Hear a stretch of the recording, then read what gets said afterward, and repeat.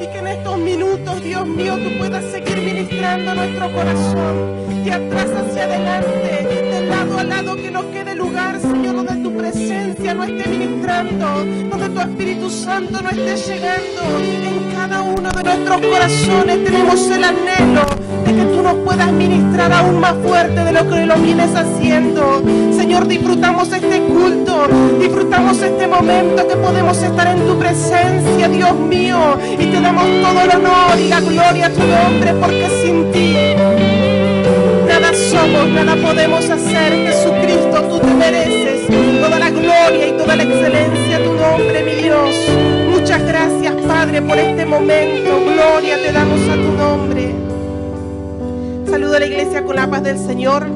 La verdad que estamos disfrutando una hermosa reunión, muy emotiva en muchos aspectos. Así que quería compartir lo más breve posible en el libro de Malaquías, el capítulo 3. Malaquías capítulo 3, el versículo 18.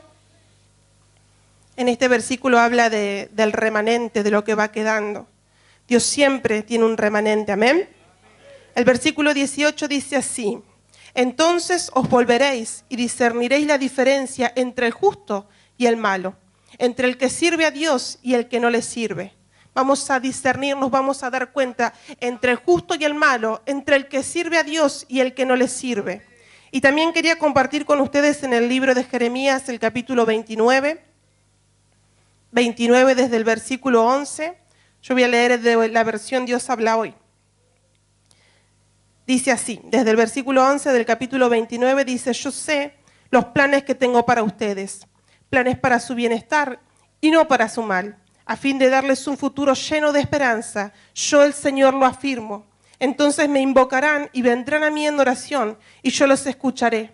Me buscarán y me encontrarán, porque me buscarán de todo vuestro corazón. ¿Pueden tomar sus asientos?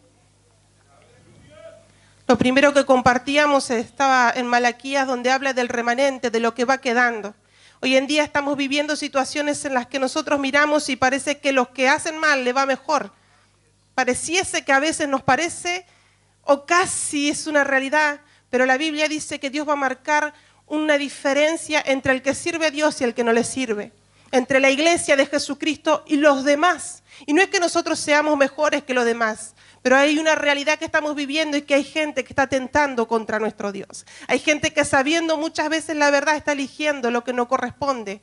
Y la Biblia nos muestra en el libro de Génesis que hubo un momento en que Dios determinó enviar las plagas sobre Egipto. Y en ese mismo lugar estaba el pueblo hebreo. En ese mismo lugar estaba el pueblo de Dios. Pero la mano de Dios sostuvo al pueblo hebreo y lamentablemente el pueblo egipcio tuvo que sufrir aquellas plagas que el Señor había determinado. Y de la misma manera Dios en este tiempo yo creo que va a hacer una diferencia entre la iglesia de Jesús y el resto. Amén. Después estábamos leyendo en el libro de Jeremías y yo traje esta versión porque saben que esta es la Biblia que tenía de hace mucho tiempo y tengo marcadas las veces que Dios nos habló a través de esta palabra, y fue en 2001, en 2002 y en 2003. Hace muchos años Dios nos habló de esta palabra, de que Dios tiene pensamientos de bien y no de mal para nuestras vidas. A veces parece que lo que nos está yendo mal, pero la Biblia dice que Dios tiene pensamientos de bien. Hablamos y charlamos con algunas personas y nos dicen: no hay más futuro, no hay plata, no hay esto, no hay lo otro, no hay respeto, no hay moral. Pero la iglesia de Jesucristo, dice la Biblia, que vamos a marcar una diferencia. Y para nosotros, la iglesia, los que hemos sido redimidos a través de la sangre de Jesús, Dios tiene planes de bien para darnos un futuro lleno de esperanza. Los demás pueden no tener esperanza, pero nosotros tenemos una esperanza viva, no solo de que un día vamos a estar en la presencia del Señor por su misericordia, sino que Dios nos va a bendecir en esta tierra, porque Dios muchas veces en la historia de la Biblia marca la diferencia entre los que sirven a Dios y los que no le sirven. Y hay un personaje que yo miraba, es un gran personaje, por lo menos para mí, es José.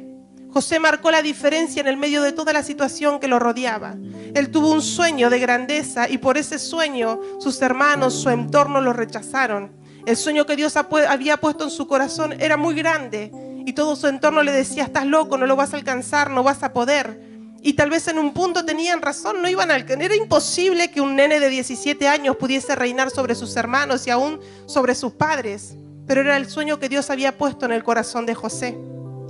Y realmente si uno miraría esa realidad, yo pensaba, uno dice no le quisieron creer a José, pero realmente las circunstancias no calificaban como para que llegase al lugar que él pensaba llegar y que él contaba que iba a llegar según Dios. Y la Biblia dice que sus hermanos le tenían envidia, que tenían celo de lo que él soñaba y que pensaban que era como que él deliraba en lo que decía. Y llegó un momento que lo vendieron, lo dieron para que sea esclavo y dijeron a su padre que él había muerto. Y pareciese que ahí se cerraba el sueño de José, porque imagínense, él estaba siendo desarraigado de su familia, era uno de los más chicos, los dos más chicos eran él y su hermano. No tenía mamá porque su madre había fallecido cuando dio a luz a su hermano más chico. Y la realidad de la historia de José podría decirnos que no se iba a poder cumplir lo que Dios le había mostrado. Muchas veces nosotros nos podemos reflejar en lo que dice la Biblia con nuestras vidas. A veces tenemos sueños que Dios pone en nuestra vida y parecen sueños de grandeza. Y uno los cuenta, como hizo José. Los cuenta y la gente nos mira y dice, no, pero vos no calificás. Y mientras preparaba esta palabra, me acordaba que cuando nosotros empezamos a congregar con mi esposo en este lugar, nos preguntaban si éramos de San Justo o si éramos de Casanova. Y a mí me producía gracia porque yo le decía, no, yo siempre viví en este barrio, vivo acá nomás. Y una hermana también me había preguntado si había sido hija de pastores. Y a mí me produjo gracia también porque pensaba nada más lejos que eso. Nosotros vivimos casi siempre en este barrio. Vengo de una familia que nos crió mi mamá. Prácticamente siempre estuvo mi mamá. Mi padre biológico me abandonó. Así que imagínense que nada más lejos. Y a los 14 años Dios apareció en nuestra historia. Después nos conocimos con mi esposo, nos pusimos de novios y éramos muy pobres. Pero Dios había hablado muchas veces a nuestra vida acerca de los sueños, acerca de lo que Dios puede hacer. Desde el principio de esta reunión se habló de lo que Dios puede hacer en mí, de lo que Dios puede hacer conmigo. Y nuestra realidad con mi esposo éramos muy pobres, pero se nos ocurrió casarnos. Y para que usted más o menos sepa cuán pobre éramos, nuestras alianzas salieron 8 pesos. Las alianzas de boda, nuestra luna de miel no la tuvimos, pero sabe que nosotros sabíamos que Dios tenía un plan. Antes que nos casemos, mi familia me dijo, no te cases porque te vas a arruinar la vida. Te vas a casar, vas a tener hijos y al poquito tiempo te vas a separar. No lo hagas. Y uno dice, si hubiésemos seguido ese consejo, ¿verdad?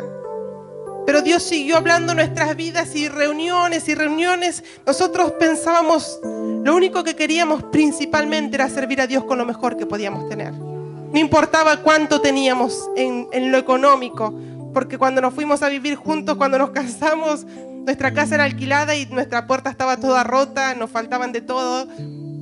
Después nos mudamos a una casilla que si bien estaba más o menos, las ratas eran de un tamaño gato, así que el gato respetaba a la rata. Imagínense, yo me acostaba a dormir y tenía miedo que la rata me muerda, porque eran tan grandes y no las podíamos agarrar y se salían por todos lados. Y en medio de esa realidad Dios nos hablaba de sueños, de que Él podía hacer cosas grandes con nuestras vidas. Y nos decidimos a soñar. No teníamos nada, mi esposo tenía un trabajo que cobraba poco y realmente la realidad era que no íbamos a alcanzar. Pero empezamos a soñar y dibujamos un plano de una casa.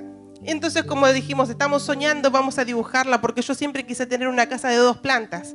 Porque cuando vivíamos con mi mamá, nuestra casa era chica y dormíamos todos juntos y todos apretados. Y yo decía, quiero tener una casa de 2 plantas para subir por las escaleras. Y la diseñamos y le pusimos ventanas. Y ya que estábamos soñando, soñamos con tener un auto antes de tener un hijo, porque ¿para qué molestar a los demás? Y soñamos con tener un hijo después de tener el auto. Y eran todos sueños. Y tuvimos la valiente idea de compartirlos con algunas personas y se nos rieron. Otros nos despreciaron como diciendo, no, es un sueño de grandeza que nunca vas a alcanzar. Algunos nos dijeron, ¿por qué no te haces una piecita así y así? Van a estar ahí, que sea de material, y después ven. ¿Cómo van a esperar a tener un hijo, hasta tener un auto? Capaz que nunca en la vida tengan un auto. Eran solo sueños. Como pasó en la vida de José, él tuvo un sueño de que Dios había puesto en su corazón, pero después tenía que procesar ese sueño. Hay un camino que se llama proceso, que se habló muy claramente el domingo del ayuno, que es el camino que nos lleva al lugar donde Dios quiere. Pero el camino no sabemos si va a estar para arriba, para un costado, si va a tener muchos baches, si va a tener pozos. El camino para llegar a lo que Dios quiere darnos muchas veces es un valle que tiene muchas lágrimas. Pero la Biblia nos muestra con el ejemplo de José que siempre la presencia de Dios estuvo con José. En el camino que él tuvo que caminar, cada paso que él tuvo que dar para alcanzar ese sueño, dice la Biblia que la presencia de Dios estaba con él, porque donde él estaba, las cosas prosperaban. Siendo él esclavo, fue prosperado. Siendo que lo llevaron a la cárcel injustamente, ahí también fue prosperado. Entonces vemos que en nuestro proceso, en nuestra parte que nos va a costar un valle por ahí de lágrimas, Dios va a estar en su presencia con nosotros. Amén. Cuando nosotros nos miramos en las fotos con mi esposo, decimos, sí, la gente tenía razón. Si ustedes vieran nuestra foto de casamiento, nuestra foto cuando estábamos creciendo, no solamente dábamos lástima, sino que éramos más feos que ahora. Y la gente nos miraba y habrá dicho, estos dos muertos de hambre y encima sueñan con tener un auto y sueñan con tener una casa.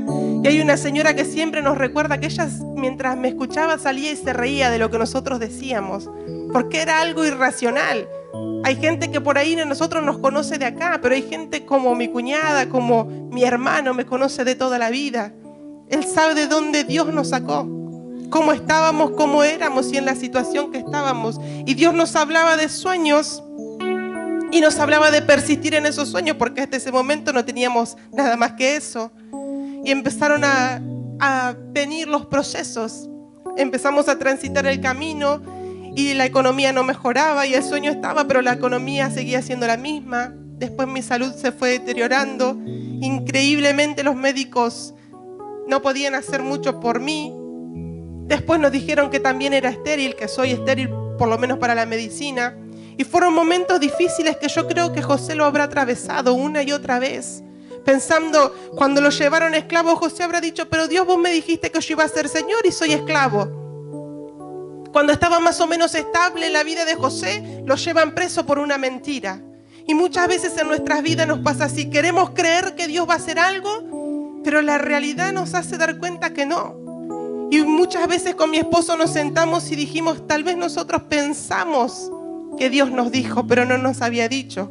Tal vez nosotros pensamos que Dios podía hacer algo, pero la realidad era que yo me iba a morir, la realidad era que no teníamos una economía estable y para completarlo también era estéril. Entonces muchas veces nos pasaba que nuestros sueños casi que se quedaban trabados. Y yo decía, íbamos a las reuniones y Dios nos volvía a hablar de los sueños. Y yo decía, parecía que Dios nos cargaba muchas veces. Y cuando ya estaba avanzada en la enfermedad y tenía muchos problemas, fuimos a visitar una iglesia y la predicadora había hecho el llamado después de predicar. Y yo me quedé aparte porque no quería pasar, sinceramente. Y mientras yo pensaba qué lindo que hubiese sido que los sueños que Dios nos había puesto en el corazón se cumplan, esta hermana me llamó. Y yo estaba en mi parte pensando lo mío y me volvió a llamar y no me daba cuenta. Y me mandó a buscar. Y lo único que ella me dijo sin conocerme es que a Dios le gustaba como soñaba. Yo dije, parecía muy difícil lo que Dios dice. A veces nos cuesta soñar con que algo va a ser mejor porque la realidad nos confronta. Y nuestra realidad era en papeles, hay diagnósticos que realmente son difíciles. Y yo creo que en la vida de José habrá sido difícil creer que ese sueño de grandeza que Dios había puesto en su corazón, mantenerlo habrá sido difícil. Y el tiempo fue pasando. Y pasaron años y pasaron años. Y la Biblia dice que lo que Dios le había mostrado a José se cumplió. La Biblia dice que tal y como él lo soñó, se cumplió. Y nosotros no sé cómo, pero nosotros Dios también nos bendijo de una manera especial. Y ese plano que parecía un papelito que daba lástima fue nuestra casa. Porque ahora no tenemos una casa solamente, tenemos la casa que Dios había puesto en nuestro corazón. Y tiene 2 plantas. Y tiene 2 plantas. Sinceramente hubo momentos para nosotros que servir a Dios era difícil. Pero si había algo que habíamos propuesto en nuestro corazón era servirle a Dios con lo mejor que podamos. Hubo veces que el médico le dijo, si la dejas sola a tu esposa puede ser que cuando llegues ella no esté viva. Hubo momentos que él tenía que ir a compartir la palabra donde nosotros congregábamos y realmente era una bendición para muchos hermanos, pero él no sabía si iba a llegar a casa y yo iba a estar viva. Entonces hay momentos que tenemos que transitar un camino que no siempre va a ser tan fácil, pero vale la pena, vale la pena. Vale la pena cada uno de nosotros esforzarnos porque Dios nunca nos deja solo. Y el resultado de mantenernos es que Dios nos da aquello que puso en nuestro corazón. Eso que soñamos, Dios lo puso en nuestro corazón. No solamente nos dio la casa, sino que nos dio el auto antes de tener a nuestro hijo. Y a pesar de que los médicos dijeron que no iba a haber bebé, Dios nos permitió tener nuestro propio hijo. Pensábamos en adoptar, si vivía, pensábamos en adoptar, pero Dios nos dio el privilegio de tener a Benjamín. Nosotros, iglesia, tenemos que soñar. Nosotros con nuestro pastor soñamos que esto se va a agrandar. Pero saben una cosa, cuando yo era muy chica vine un par de veces a este lugar, a una escuela bíblica, y acá atrás, por acá atrás estaba la cocina, y era un lugar chiquito, y yo me imagino que cuando el pastor dijo de agrandar esto, para muchos habrá sido un sueño irracional. Primero agrandarlo y después llenarlo, porque yo me supongo que agrandarlo era difícil, pero llenarlo de personas era aún más difícil. Pero si nuestro pastor sueña, nosotros también soñamos, dijo alguien hoy. Si Dios pone en nuestro corazón sueños, ¿quién podrá hacer que no se cumplan? Si Dios contra los diagnósticos médicos, contra la realidad económica pudo bendecir nuestras vidas, ¿qué será lo que Dios no puede hacer con nosotros? Y lo que viene delante es mucho más grande. Lo que viene delante es mucho más grande. Pero Dios va a hacer la diferencia entre el que sirve a Dios y el que no le sirve. Lo que hemos leído cuando termina dice: me buscarán y me encontrarán, porque me buscarán de todo corazón. En este tiempo Dios nos desafía a soñar cosas grandes, porque nuestro Dios es grande. No importa que te digan que pareces que estás loco, que tu realidad no se puede. Una persona una vez me dijo: Nati, ¿qué soñás? En tener una casa y encima de 2 pisos y cocinas con fuego. Si cuando se te acaba el gas no tenés un día la garrafa, no tenés gas 2 semanas, 3 semanas cocinas en fuego, ¿con qué querés soñar? Y mi respuesta fue: si Dios me dijo, Dios lo va a hacer. Yo no sé cómo Dios nos va a bendecir, iglesia, pero Dios nos va a bendecir. Y aquello que para los que muchos nos hayan dicho no es imposible lo que Dios puede hacer, con sus ojos mismos lo van a ver. Con sus ojos van a ver que la iglesia hay una diferencia, porque la presencia de Dios está en este lugar. No porque tengamos mejor calidad que otro, ni que porque seamos mejores, sino porque si servimos a Dios, por consecuencia Dios quiere bendecirnos. La Biblia dice: acercaos a mí y yo me acercaré a vosotros. Este ha sido un culto muy hermoso, en el cual Dios nos ha bendecido de una manera especial. Pero yo creo que Dios todavía tiene algo más. Así que yo los invito a ponerse de pie. Y si Dios lo pudo hacer con nosotros, ¿qué será lo que no puede hacer con tu vida? Si Dios pudo bendecirnos en el medio de todo lo que se diagnosticaba negativo, y Dios pudo bendecir nuestras vidas y servimos juntos al Señor, ¿qué será lo que Dios no puede hacer con tu vida? El Señor sabe de qué cosas tenemos necesidad. Él sabe cómo llegaste y con qué expectativa estás. Él sabe si anhelas tener tu casa, si anhelas tener tus cosas. Él puede abrir las ventanas de los cielos y de repente empezar a bendecirnos. Hay un camino que se llama propósito, que es imposible no transitar, porque es el lugar donde nos cuesta. Y si algo nos cuesta, lo vamos a valorar. Hay gente que dice: ¿sabes cómo cuido esto? Lo cuido con mi vida. ¿Por qué? Porque me costó demasiado. Lo que nos cuesta demasiado lo valoramos demasiado. Nos costó demasiado tener nuestro hijo, así que lo valoramos demasiado. Yo te invito a cerrar tus ojos ahí donde estás. Padre, te damos la gloria, te damos la honra en esta reunión, Señor. No hay nada, Dios mío, que sea imposible para ti. Bendigo tu iglesia, Señor. Bendigo cada uno de los que han llegado, Padre, y cada uno de los corazones que están delante de ti, para que tú lo puedas bendecir como has planeado.